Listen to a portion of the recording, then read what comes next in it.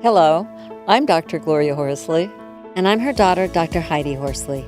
Heidi and I want to welcome you to Open to Hope Conversations, the podcast. We believe that the greatest gift you can give yourself after a loss is hope, using this moment to connect with others who have not only survived but thrived. So let's get started. Welcome to the Open to Hope show. I'm your host, Dr. Gloria Horsley, with my daughter and co-host, Dr. Heidi Horsley. Well, Heidi, I love our show today because we're going to be talking about rediscovering joy after loss and illness. And that's a big thing. You know, how do you get yourself to move into good spaces? Not easy. And we've got a person who's been through a lot and is going to give us some great information on that. You want to introduce her, Heidi? Sure, I'd love to. And Mom, like you said, we'll be talking about rediscovering joy after illness and death. And our guest today is Dana Frost, and she knows a lot about this. Dana became a widow at 35 after being diagnosed with cancer at 28. She is the founder of Force Joy Project, a grief support organization. She is the creator of Book of Stories, custom memorial books, and co-founder of Widows in the Wild Retreats. Welcome to our podcast, Dana. Thank you so much. I'm so excited to be here. Yeah, it's great to have you on. Well, let's just start out with your story. I had cancer when I was 28, went through it with my husband, Brad, recovered, thought that was kind of our one hard thing. I had Hodgkin's lymphoma. I had a little lump in my collarbone. That's how I found it. And went through that. And then when I was right at my kind of 5-year mark, the point where it's like the doctors tell you you can start breathing again, start thinking about children, start thinking about your future. My husband, Brad, was diagnosed with terminal cancer, and his was renal cell carcinoma. And so it was very aggressive. Mine was the good cancer, and his was not so much. Pretty ironic that you had cancer and then your husband got cancer. Yeah. That is so bizarre. Yeah. It doesn't feel real still. It certainly didn't feel real at the time. You know, there's that period of time where he has symptoms and we both were just like, there's no way. It didn't even enter our mind because we'd already been through that. And we felt like the universe owed us some sort of cosmic something. And so we were both in a lot of shock when we found out that he also had cancer. Wow. And it was very aggressive. Only a few months, right? Yeah, it was 100 days from when he was diagnosed until he passed away. Now, at the time, you were both such and are positive people just by nature. I mean, I've seen your photos and gone into your stuff and wasn't he doing a podcast at this point? So he started it after he was diagnosed. Okay. He wanted to talk about what that process was of being terminally diagnosed. And we'd done a lot of research, we'd been through it with my experience, and we found there was a gap missing on the people that were actually talking about it as they were going through it in real time. And we wanted to document that. And of course, we still had that hope that we would be different, that we would somehow be the ones that survived and would go on, and this would just be a period in our lives. But I am so grateful that I didn't want to have that podcast. I didn't really want to put all of our information out there, but what a gift to have those conversations, to kind of be forced to have those conversations, because Brad was so open about talking about mortality and so open about talking about the fragility of life. And I have since learned a lot about that and become more open because of him. But at the time, I was very closed off and didn't really want to put everything out there publicly. But I'm so grateful that we did. And that comes from that, why you call what you're doing Force Joy, right? Talk about that. Yeah, so when he was diagnosed, probably about a month or two into his diagnosis, so kind of that middle point, we were having a really hard time. We ended up it was a couple emergency room visits after another. And for two very positive people, you could tell we were just struggling. And I say it was this moment of desperation because I knew I didn't want this diagnosis and his illness to be all negative, because I mean, so much of it was horrible and traumatizing, but I wanted just some little piece of good. And so Brad rolled his eyes a little bit and was like, "You want us to force joy?" And we ended up, that became kind of our mantra though, of just this moment of how do we find something good even in our worst moments. And it really did transform our experience for us of being in a hospital room for a week, and I'd string up Christmas lights and play music and all of these little things that we could control in a time that felt really out of our control. And so after Brad died, I took a little bit of a break, but then that was the thing that allowed me to keep moving, that put one foot in front of the other, was honoring Brad, but also honoring this life that I still had and trying to find these little glimmers every day. And there were a lot of days that was not easy to do, but just to have that kind of in the back of your mind and alongside your grief helped me in tremendous ways. Well, I love this, Dana, because that's why we called this organization the Open to Hope Foundation. We wanted people to be open to the idea that, like you said, despite their grief, they might be open to the idea every day of a little bit of hope, letting a little bit of hope in. And Yeah, it's kind of what you're exactly. talking about. These two things can exist together, as you've shown in the work that you're doing. So I love this idea. Yeah, thank you. And I don't know if I knew they existed together or could exist together Mhm. until I had been Yeah. through it. I think that concept would not have made sense to me. And I believe that that is part of my day. I grieve Brad almost 9 years out. I grieve Brad every single day. I miss him every single day. And I still have so much joy and hope and such a beautiful life that I've created in the aftermath of that. And you're in another relationship right now, 9 years later, which I think is important because you are saying you can hold the love for Brad and still have another love.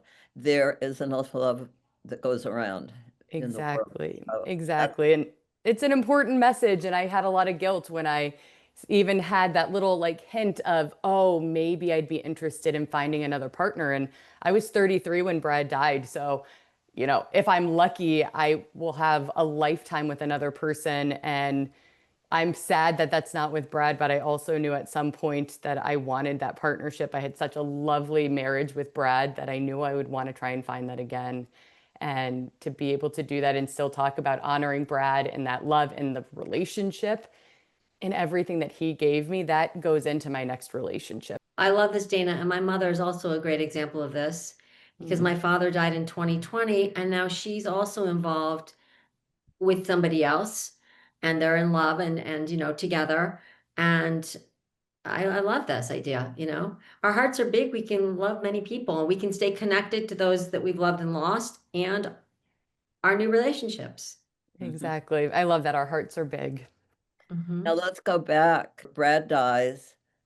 You are trying to stay strong through the whole thing, and your dad gets cancer. Yep. Yeah. That was about 18 months after Brad died.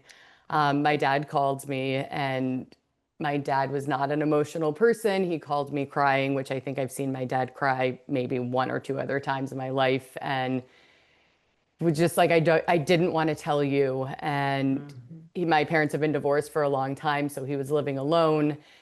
And I had just been through this. I knew how hard it was, and I offered for him to come live with me and be his caregiver. And it was one of the hardest moments of my life. I frankly didn't think he would say yes because he was a very proud man that didn't accept help very easily. But I think he also knew, that told me how scared he was and how much he knew Mhm. that he needed somebody else in this experience. And What um, type of cancer did your dad have? he had esophageal cancer. So we're across the board here. Mhm. Wow, totally Yeah. unrelated. Unrelated. My dad was not, he smoked his whole life. Not that this is ever an excuse or anything, but he had a lot of other comorbidities and health issues leading up to this that, unlike Brad and I, who, we didn't. So you took care of him. And Yes. how long did he live with you before he died? He lived with me for 9 months, and then we eventually moved him into an assisted care place. It just became too much for me to handle. And so he Mhm. lived there for another 9 months. So 18 months since his diagnosis. I feel like I had a lot of resentment towards my dad, and it's something I don't think people talk enough about being Mhm. caregivers in general. But it Yeah. did feel like it stopped some of my healing. I had moved from my house that I lived in with Brad to a lake in northern Michigan. I didn't know anybody. And then my dad moves in. And so it felt like I had moved to try and move forward with my life. And that got interrupted. And there's so many conflicting feelings. I just have so much gratitude for getting that time with my dad, for him getting time with my sister's children, his only grandkids who also live in Michigan. Um, and yeah, it didn't allow me the full space that I needed at the time to grieve my husband. Yeah. Mhm. I did not have a lot of support. My dad died in February of 2020. And so then the world shut down. So at that point, I was working remotely, kind of part time. And I think COVID was such a whirlwind and such a horror for so many people, but it did give me that time where I got to just kind of go inward and now grieve my father and everything we had just been through together, and then grieve Brad and be in this new place where I didn't really have support or community. And it's part of the reason I started the Force Joy Club was because I didn't know people in my area. I lived in a small town. I'd been to some in-person grief groups, and I wasn't even 40 years old at the time. And so I was there Well, with people that were just had different life experiences and different ages. because you were so young, and here you are a widow, so young, what, you were 35. Did people try to say things like, at least you're young, at least you can get married, at least you can have another relationship, at least, I mean, were they saying things like this? Oh yeah, even in the grief groups, even in in-person support, even in therapy, I had therapists that were amazing, but not grief literate. And so trying to find the right support. And it's hard because it's different for everybody. Everybody needs something different. Some people need community, other people need to go inward. And so it took a lot of time and effort is hard when you are grieving, but effort to find what support looked like for me. And because I felt so misunderstood by my peers, by other people in the grief space, and that was kind of the impetus to part of my business, was wanting to provide something for other people who were young and had similar experiences. What did you do first? Um, Book of Stories was the first official like work thing. I'd been writing about my grief for years, so I already had a community on Instagram. I had a blog. Um, but that was just for myself more than the business. I didn't think I would turn that into a business until later. Book of Stories happened really, it was not until after my dad died, and it was during COVID. And that's when this idea of how do we collect these stories. And I still craved stories about Brad. And that was 3 years later at that point, by the time I started Book of Stories.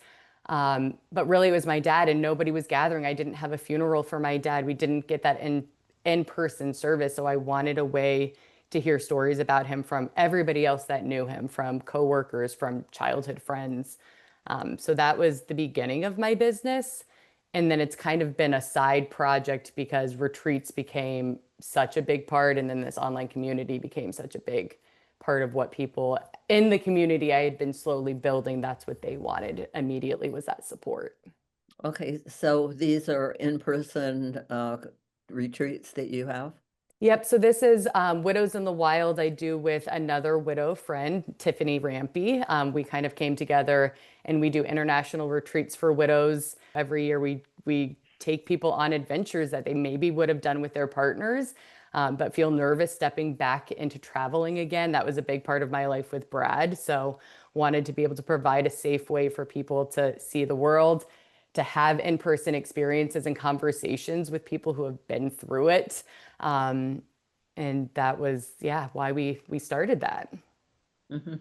And then I'm really interested in your books. I think they're very cool because Thank I you. can write up information and kind of fill in the blanks, and then you make a book for me. Is that right? Yeah, and it's really about crowdsourcing stories. So there are similar products where it's collecting your stories and you kind of write your own memoir while you're alive. And this is, I would send the link out to everybody who knew Brad or who knew my dad, and everybody submits one story. And it's a really simple way on a link, and then I gather it. You can attach a photo and create a book out of it. So I didn't want to just rely on my own memories. We know how quickly our stories fade as much as we think they won't.